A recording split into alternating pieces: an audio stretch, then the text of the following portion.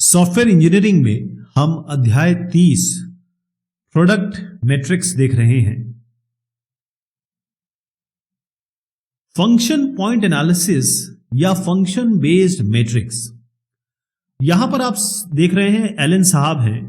इन्होंने ये FPA सबसे पहले बनाया था IBM में 1979 में, और फिर इसको international function point user group इसने आगे इसको बढ़ाया, मॉडिफाई किया। FPA निकाला जाता है प्रोजेक्ट के एस्टिमेशन के लिए कि इसमें कितनी फंक्शनैलिटी होगी, कितना फंक्शन साइज होगा, कॉस्ट, शेड्यूल, एफर्ट, ये सारी चीजें फंक्शन पॉइंट एनालिसिस निकालने में मदद करता है। फंक्शन पॉइंट एनालिसिस से आप टेस्ट का एस्टिमेशन भी कर सकते हैं।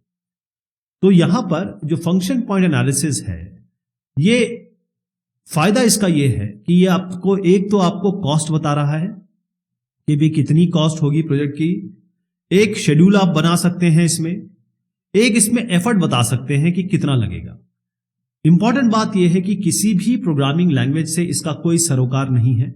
हर प्रोग्रामिंग लैंग्वेज के लिए इसका उपयोग किया जा सकता है, टेस्टिंग के लिए भी इस्तेमाल किया जा सकता है, और क्योंकि ये नंबर्स आपके पास आ जाते हैं तो आप आराम से जाके निगोशिएशन कर सकते हैं, क्योंकि आपके पास नंबर्स होंगे अपने स्टेक होल्डर को दिखाने के लिए, बताने के लिए। ये अलग अलग चीजें इसमें यूज होंगी। कंप्यूटेशन बहुत आसान है, कुछ चीजें थोड़ी सी समझने की जरूरत है। इसमें आप देखेंगे कि ये जो है 1 2 3 4 5, ये 5 इनपुट हैं। इनपुट डोमेन कह सकते हैं या इंफॉर्मेशन डोमेन कह सकते हैं। ये हमें पांचों चीज चाहिए। ये कितनी कितनी प्रोजेक्ट में है उसका काउंट यहां पर लिखेंगे। ये जो आप देख रहे हैं, यहां पर मैंने इसको इस तरीके से दिखाया है, ये जो आप देख रहे हैं लो, एवरेज और हाई, ये जो नंबर्स हैं, ये अपने आप हमने पुराने जितने भी प्रोजेक्ट्स हैं उनके हिसाब से एम्पेरिकली निकाला हुआ है। तो ये फिक्स्ड है। आपके प्रोजेक्ट के लिए कुछ अलग हो सकते हैं, मेरे प्रोजेक्ट के लिए कुछ अलग हो सकते हैं। तो हम क्या करेंगे, जो भी नंबर्स यहां पर आएंगे, ये अभी बताता हूं क्या क्या है, उनको अगर हम कहते हैं हम लो के लिए निकालना चाहते हैं, एवरेज के लिए निकालना चाहते हैं, या हाई के लिए निकालना चाहते हैं, तो जो भी, जैसे लो के लिए निकालना है तो इनको हटा दीजिए। आपका जो नंबर आएगा उसको इससे मल्टीप्लाई करिए, यहां रखिए, ऐसे सबके लिए करिए, जोड़ दीजिए। तो पहले आपको ये समझना होगा कि ये है क्या क्या, फिर मैं आपको एग्जैक्टली बताऊंगा क्या कैसे होगा ये। यहां पर क्या है, आपका एप्लीकेशन है, ये यूजर है, हो सकता है कोई बाहर का भी कोई डेटा स्टोर हो। तो एक्सटर्नल इनपुट का सीधा मतलब यह है कि जो यूजर इनपुट दे रहा है या फिर कोई एक्सटर्नल डेटा सोर्स इनपुट दे रहा है, इसको हम EI कहेंगे, एक्सटर्नल इनपुट। ये आपके जो इनपुट्स हैं उसको ILF यूज करेगा, internal logical files. External output क्या है, जो चीजें यहां से बाहर की तरफ जाएंगी, यानी कि यहां से बाहर की तरफ जा रही है, यह आपका एक्सटर्नल आउटपुट हो गया। अब ये आउटपुट क्या क्या हो सकते हैं, एक रिपोर्ट हो सकती है, स्क्रीन हो सकते हैं, एरर मैसेजेस हो सकते हैं। मान लीजिए 10 एरर मैसेज आए तो आप उसको एक ही गिनेंगे, जितनी भी रिपोर्ट्स आ रही हैं उनको एक ही गिनेंगे। नंबर ऑफ एक्सटर्नल इंक्वायरीज, बाहर की इंक्वायरी क्या है, इंक्वायरी ये है दोनों तरफ, जैसे आपने यहां जानकारी मांगी, आपको यहां से जानकारी मिल गई, तो इसे हम कहेंगे external inquiries. Number of internal logical files, internal logical files वो होती हैं, ये आप कहें कि डेटा ही है एक तरीके से, जो एप्लीकेशन की बाउंड्री पे रखा है, लेकिन इसको मेंटेन कौन करता है, एक्सटर्नल इनपुट्स। ये जो इनपुट्स आ रहे हैं वो इसको मैनेज करेंगे, लेकिन ये बाउंड्री पे रखा हुआ है। Number of external interface files, या कि EIF के बारे में बात करें तो ये एक्सटर्नल इंटरफेस फाइल, ये भी डेटा ही है, लेकिन ये एप्लीकेशन के अंदर नहीं है, एप्लीकेशन के बाहर रखा होगा, लेकिन मदद ये इसकी ही करेगा। जब भी ये बाहर डेटा रखा हुआ है, लेकिन मदद ये इसकी करेगा, इसे हम एक्सटर्नल इंटरफेस फाइल्स कहेंगे। अब हम क्या करेंगे, हर एक को एक वैल्यू देंगे, जो आपको पांचों चीज दी है ना, उनको वैल्यू देंगे। जैसे मान लीजिए हमने एक वैल्यू, जो एक्सटर्नल इनपुट्स है, ये वैल्यूज हम दे नहीं रहे हैं, इसको एप्लीकेशन के हिसाब से निकल के आएंगी। अब एग्जांपल में आप समझेंगे। मान लीजिए भी ये एक्सटर्नल इनपुट्स 1 है, ये आपका 2 है, ये 2 है, ये 1 है, ये 1 है, तो हमको क्या करना है, ये सारे नंबर दे देने हैं।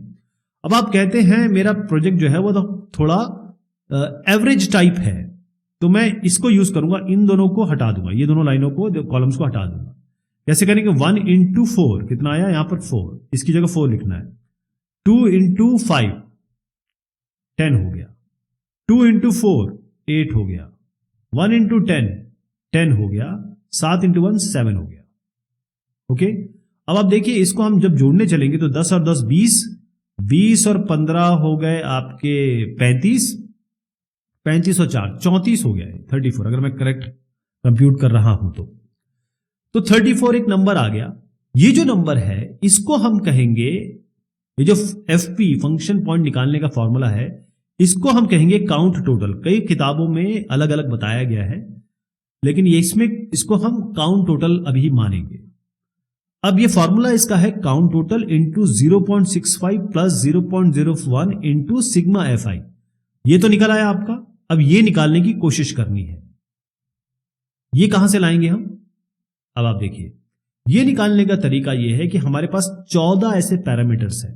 ये 14 पैरामीटर आपका जो भी एप्लीकेशन है, हो सकता है उसमें डेटा कम्युनिकेशन हो सकता है उसमें ऑनलाइन डेटा एंट्री की जरूरत हो सकता है उसमें रीयूजेबिलिटी फैक्टर हो, ऐसे तमाम चीजें, ऐसे 14 सवाल है हमारे पास। उसके हिसाब से हम इनको एक नंबर दे देंगे। नंबर कैसे देंगे? जैसे डेटा कम्युनिकेशन है, अब हम कहते हैं 0 से लेकर 5 तक। डेटा कम्युनिकेशन मेरे लिए बहुत ज्यादा इंपॉर्टेंट है, बहुत ज्यादा इंपॉर्टेंट है, तो इसको हम वैल्यू देंगे 5। ऑनलाइन अपडेट ज्यादा नहीं है तो इसको दे देंगे 0। या फिर हम कहेंगे कि भाई रीयूजेबिलिटी हाँ थोड़ी बहुत चाहिए, 1 दे देंगे। तो हर एक को एक एक वैल्यू दे देंगे। और फिर जैसे मान लीजिए इसको 1 दे दिया, 2 दे दिया, अब 0 से लेकर 5 तक ही आपके पास ऑप्शन है। इसको 3 दे दिया, इसको 2 दे दिया, 1 दे दिया, 2 दे दिया, 3 दे दिया, 1 दे दिया, 1 दे दिया, 0 दे दिया। अब इन सबको जोड़ देंगे। ये सबको जब जोड़ेंगे, ये जो आप नंबर्स देख रहे हैं, इन सबको जब हम जोड़ेंगे, इसी को हम सिग्मा एफ आई कहेंगे। तो ये काउंट टोटल निकल गया था, सिग्मा एफ आई यहां से आ गया आपके एप्लीकेशन के हिसाब से, और वो यहां रखेंगे, आपका फंक्शन पॉइंट आ जाएगा। क्लियर हो गया? फंक्शन बेस्ड मैट्रिक्स, ये इसका एग्जांपल है कि एक हमारे पास एक सिंपल फ्लो डायग्राम है, कैसे यूजर इंटरैक्ट कर रहा है एक सिस्टम से जो होम सिक्योरिटी का सिस्टम है। यानी एक हार्डवेयर है, उसमें एक सॉफ्टवेयर चल रहा है, क्या क्या फंक्शन ये करने वाला है देगा, उसको हम निकालने की कोशिश कर रहे हैं। तो सबसे पहले ये जो फंक्शन है, जैसे यूजर इसके साथ इंटरैक्ट करेगा, तो यहां से ये इसको पासवर्ड देगा, एक्टिवेट डीएक्टिवेट करेगा सिस्टम को। वो कुछ जानकारी लेना चाहेगा कि भाई मेरे सेंसर्स ठीक से काम कर रहे हैं कि नहीं कर रहे हैं, मेरा जो मेन सिक्योरिटी जोन है, पार्किंग जो मेरा है वो ठीक से काम कर रहा है कि नहीं कर रहा है। यहां से उसको कुछ इनपुट्स मिलेंगे, हाँ भाई ये काम कर रहा है, ये काम नहीं कर रहा है, और यहां से बाहर की तरफ इनपुट जाएंगे ताकि सेंसर पे जाए, मॉनिटरिंग और रिस्पॉन्स सब सिस्टम पे जाए। तो ये सारे काम इसमें हो रहे हैं। ओके, अब मैं आपको बताता हूं कि इस फ्लो डायग्राम से आप कैसे अपना फंक्शन पॉइंट एनालिसिस करेंगे। इसमें कितने इनपुट हैं? एक पासवर्ड इनपुट है, एक आपका पैनिक बटन इनपुट है, और एक आपका एक्टिवेट डीएक्टिवेट। ये यूजर ही इनपुट करेगा आपके सिस्टम में, यानी कीबोर्ड से। तो ये आपके कितने एक्सटर्नल इनपुट हो गए? 3। हम यहां क्या लिख देंगे? 3। ये पहला हो गया। इस समझ में आ गया आपने 3 क्यों लिखा? अब आप आइए एक्सटर्नल इंक्वायरीज। एक्सटर्नल इंक्वायरीज कितनी है? एक तो बाहर से पूछा जाएगा कि भाई जोन इंक्वायरी क्या है, जोन मुझे बताइए। सेंसर इंक्वायरी, इसका मतलब 2 एक्सटर्नल इंक्वायरी हो गई, तो यहां पर हमने लिख दिया 2 एक्सटर्नल इंक्वायरी हो गई। अब इसमें सिस्टम कॉन्फ़िगरेशन डेटा या फाइल कितनी है? इसको हम ILF कहते हैं, एक ही है, तो आपकी जो ILF हो गई वो कितनी हो गई? 1, यहां लिख दिया। अब यहां पर एक्सटर्नल आउटपुट्स कितने हैं? देखिए, एक तो ये जा रहा है आपका मैसेज, और एक आपका है सेंसर स्टेटस। ये आपके बाहर एक्सटर्नल आउटपुट्स हो गए, तो यहां पर हमने एक्सटर्नल आउटपुट्स में 2 लिख दिया। फिर आपके EIFs कितने हैं? External interface files.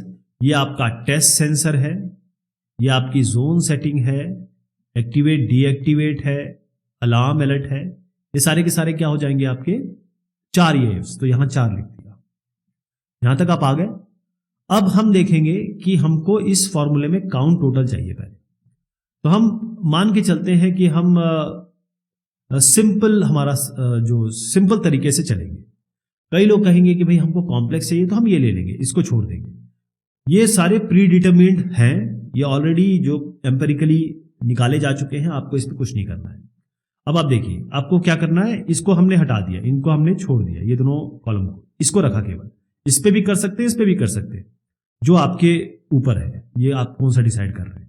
तो 3 into 3 9, 2 into 4 8, 2 into 3 6, 1 into 7 7, 4 into 5 20। ये हो गया। अब इन सबको आप जोड़ दीजिए, आ गया 50। ये 50 क्या है, काउंट टोटल हो गया, count total.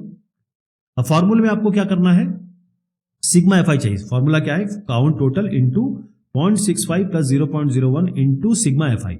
Sigma F I कैसे आता है, आपके पास ये सारे पैरामीटर्स हैं, 14 पैरामीटर्स हैं, इनको हमको 0 से लेकर 5 तक नंबर देना होता है। 0 मतलब बिल्कुल नहीं चाहिए, 5 मतलब बिल्कुल चाहिए, जरूरी है।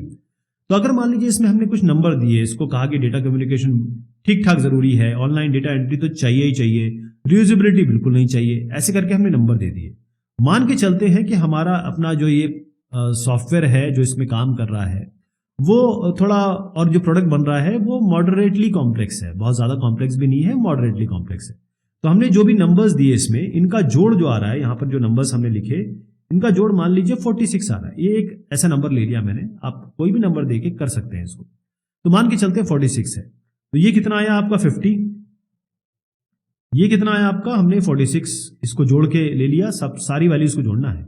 तो अब अगर आप फॉर्मूला देखेंगे तो इसमें हमने 46 यहां रख दिया, 50 हम यहां निकाल चुके थे, तो एक्चुअल फंक्शन पॉइंट जो है वो 56 आता है। फंक्शन पॉइंट 0 से लेकर 70 के बीच में वेरी करता है, तो इस तरीके से फंक्शन पॉइंट आएगा। अब फंक्शन पॉइंट की वैल्यू तो आ गई 56, इससे हमें क्या मिलेगा, है ना। इससे यह है कि प्रोजेक्ट टीम अब एस्टिमेट कर सकती है कि भाई ये जो हमारा यूजर इंटरेक्शन वाला जो फंक्शन है ये क्या काम कर रहा है, कैसे काम कर रहा है। अगर हम थोड़ा सा पहले जाएं, क्योंकि हमेशा ये जो कंप्यूट होता है ये पुराने एक्सपीरियंस से कंप्यूट होता है। अगर हमको बताया गया कि भाई एक फंक्शन पॉइंट जो है वो ट्रांसलेट करता है 60 लाइन ऑफ कोड, एक function point 60 line of code में कन्वर्ट होता है, तो इतना आप देखिए 56 फंक्शन पॉइंट कितने लाइन ऑफ कोड में होंगे कन्वर्ट, क्लियर हो गया, इतने लाइन ऑफ कोड होंगे। 12 एफपीस हर एक का जो लोग लगेंगे और उनके मंथ के हिसाब से, एफर्ट के हिसाब से आपको 12 एफपीस लगने वाली है। ये हमारे पुराने एक्सपीरियंस से आया। अब ये भी देख लीजिए कि जो पहले के प्रोजेक्ट थे वो 3 एरर्स एक फंक्शन पॉइंट पे देते थे, अगर रिक्वायरमेंट और डिजाइन रिव्यूज में देखा जाए, और 4 एरर ये देते थे, 4 एरर पर फंक्शन पॉइंट ये देते थे ये यूनिट और इंटीग्रेशन टेस्टिंग में। तो अब आप देखिए कि आपके पास एक नंबर आ चुका है और आपको पता है कि एक फंक्शन पॉइंट कितने लाइन में कन्वर्ट हो रहा है। 12 फंक्शन पॉइंट हर एक आदमी के मंथ का एफर्ट लगाने के लिए काफी है। इससे हमें पता चल जाएगा कितने एरर आ रहे हैं, मतलब यहां इंटीग्रेशन, यूनिट और खासतौर पे रिक्वायरमेंट और डिजाइन रिव्यूज में ये भी आपको पता चल रहा है। तो इससे क्या होगा कि इस फंक्शन पॉइंट से आप सारी चीजें असेस कर सकते हैं। इसी को समझने के लिए एक एग्जांपल और देखिए। आपको फंक्शन पॉइंट निकालना है, प्रोडक्टिविटी निकालनी है, डॉक्यूमेंटेशन है, कॉस्ट पर फंक्शन है इस डेटा के लिए। यहां डेटा क्या दिया है, user input 24, output 46, inquiries 8, number of files 4, external interface 2। तो ये आपके तो इनपुट हो जाएंगे। एफर्ट आपको दिया है 36.9, ये पास्ट एक्सपीरियंस से हमें मिला है। टेक्निकल डॉक्यूमेंट्स 265 हैं, यूजर डॉक्यूमेंट 122 है, कॉस्ट है $77.44 पर मंथ। इसके जो कॉम्प्लेक्सिटी फैक्टर्स हैं वो भी दिए हुए हैं आपको। अब इसको देखिए, कॉम्प्लेक्सिटी फैक्टर्स मतलब ये वाली वैल्यूज आपको दी हुई है, ये वाली। अब आपके पास जब इसको सोल्यूशन हम देंगे तो नंबर ऑफ एक्सटर्नल इनपुट्स में आप क्या डालेंगे, ये आप यहां से वैल्यूज लेंगे, ये आपको दिया हुआ है। तो नंबर ऑफ एक्सटर्नल इनपुट्स कितने हो गए आपके, ये आपके 24, इसको ले लेंगे। फिर आपका एक्सटर्नल आउटपुट्स 46, ये हो जाएगा। ये इंक्वायरीज 8, ये हो जाएंगी। इंटरनल फाइल्स आपकी हो जाएंगी यहां पर 4, तो 4 यहां लिख देंगे। Number of external interfaces EIF कितना हो गया आपका, ये 2, ये दिया हुआ है आपको, यहां ले लेंगे। अब मान के चलिए, क्योंकि ये एक, जैसे मैंने एग्जांपल बताया, आपको लो के लिए करना है, एवरेज के लिए करना है, हाई के लिए करना है, ये आप डिसाइड करेंगे। मान के चलिए कि मेरे ये जो पर्टिकुलर प्रोजेक्ट है उसके नंबर्स कुछ इस तरीके से 4, 4, 6, 10, 5 और ये हैं आपके एवरेज के लिए। जैसे एक एग्जांपल दिया ना मैंने, हर एक प्रोजेक्ट के लिए अलग अलग हो सकता है। तो मान लीजिए इस पर्टिकुलर प्रोजेक्ट के लिए ये नंबर्स है एवरेज के लिए, तो हम क्या करेंगे 24 into 4 96, 46 into 4 184, 8 into 6 48, 4 into 10 40, 2 into 5 10, ये हो गया।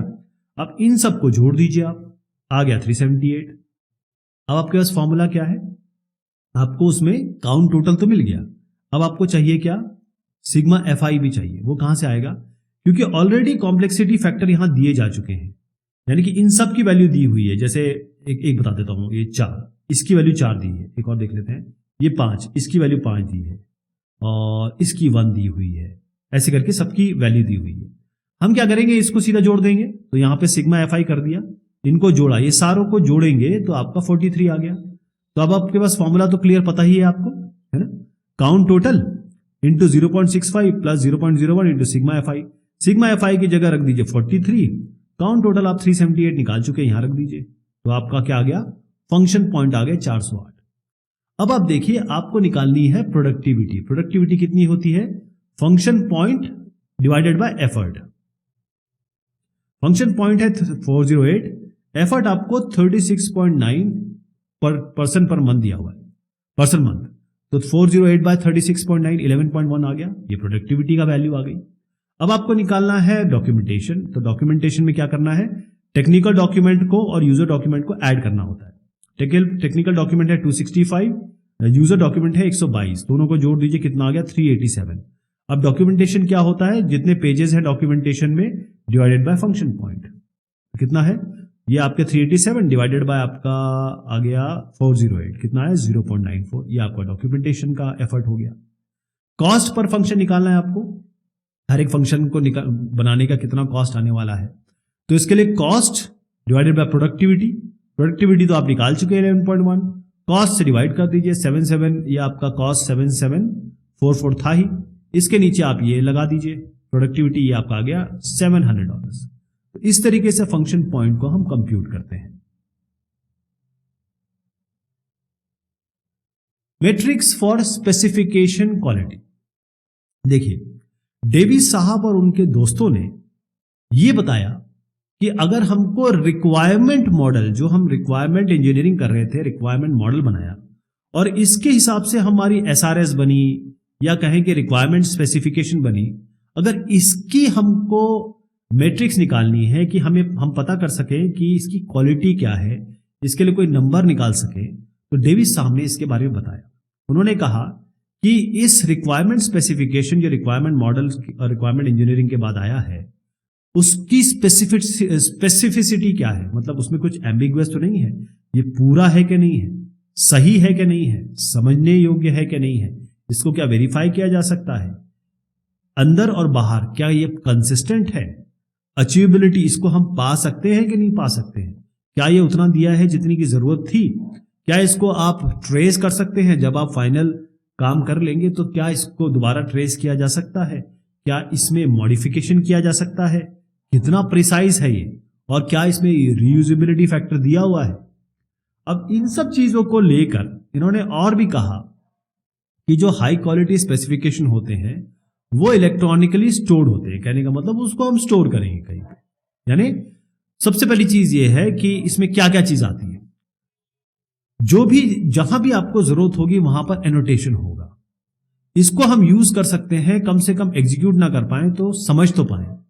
ये स्टेबल होगा, इसमें वर्जनिंग नंबर होगी, प्रॉपरली ऑर्गेनाइज रिक्वायरमेंट स्पेसिफिकेशन बनेगा और क्रॉस रेफरेंस, यहां से वहां हम रेफरेंस कर सकते हैं, और इसमें उतनी ही चीज दी जाएगी जितनी डिटेल की आवश्यकता है।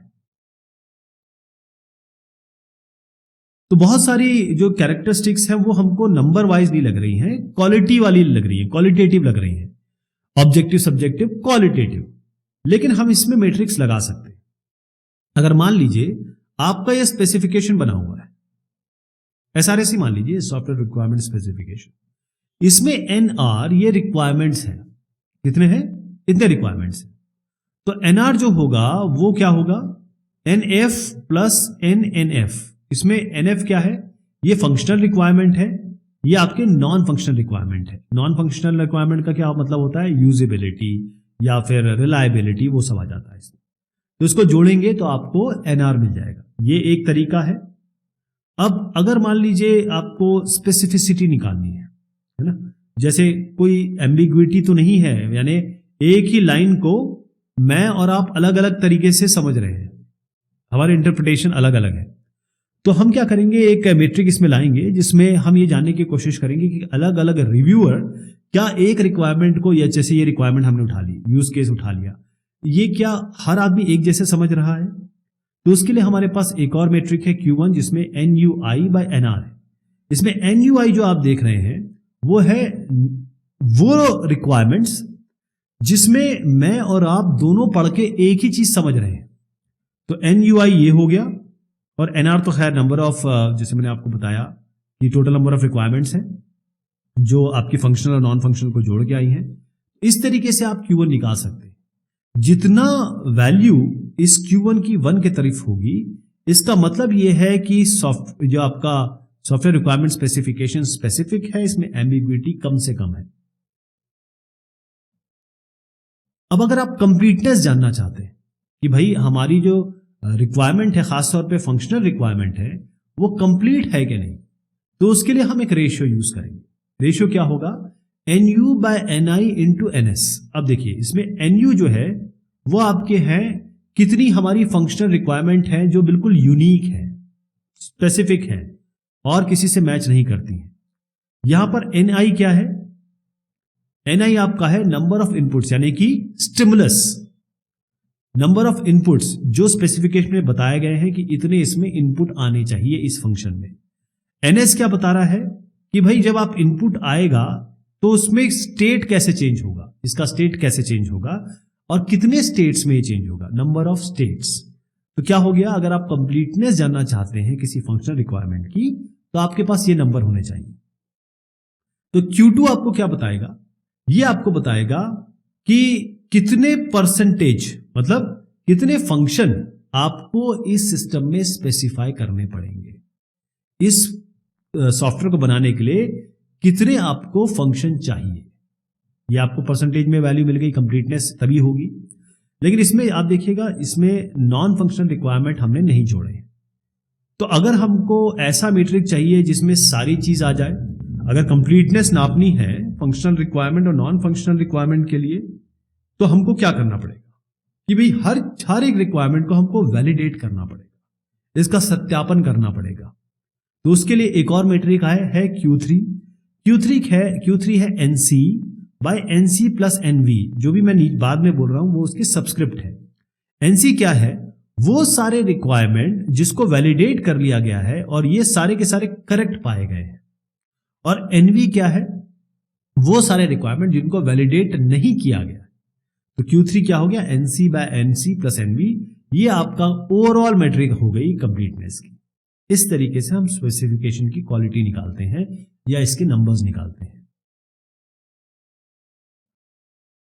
आर्किटेक्चरल डिजाइन मैट्रिक्स, अब इसकी चर्चा हम करेंगे अगली बार। तब तक के लिए शुक्रिया, मेहरबानी आप सभी।